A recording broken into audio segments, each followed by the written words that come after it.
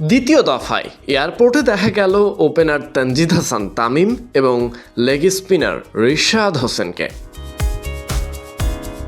আগের দিনের যাত্রার ধারাবাহিকতায় তারাও প্রস্তুত ছিলেন পাকিস্তান সুপার লিগ খেলতে উড়াল দেওয়ার জন্যে।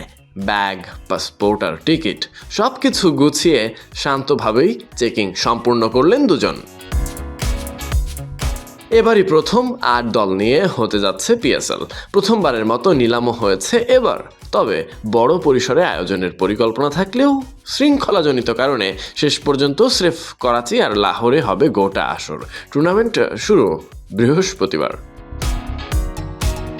মূল কথা, এজন্যই ঈদের পর তাড়াহুড়োর এই যাত্রা। গতকালই এয়ারপোর্ট থেকে উড়াল দিয়েছিল আগে নাম ওঠা ক্রিকেটাররা নাহিদ রানা, শরীফুল ইসলাম, পারভেজ হোসেন ইমন, মুস্তাফিজুর রহমানরা।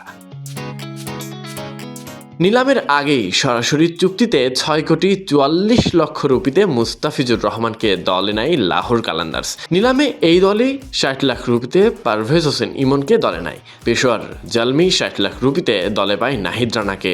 নতুন দল রাওয়ালপিন্ডি ৩ কোটি রুপিতে দলে পায় রিশাদকে। এরপর সরাসরি চুক্তিতে শরীফুল ইসলাম এবং তানজিদ হাসান তামিমকে দলে নেয় জালমি। পাকিস্তানের ফ্র্যাঞ্চাইজি লিগে এবার বাংলাদেশের ৬ ক্রিকেটার দল পেয়েছে। আজকের যাত্রায় তানজিদ হাসান তামিম এবং রিশাদ হোসেন, যারা টি-20-র স্পেশালিস্ট ক্রিকেটার, লাল সবুজের তরুণেরা একে একে পৌঁছে যাচ্ছে ফ্র্যাঞ্চাইজি লিগের মঞ্চে। সবার লক্ষ্য একই, সুযোগগুলো কাজে লাগানো এবং ভালো খেলা আর দেশের নাম উজ্জ্বল করা।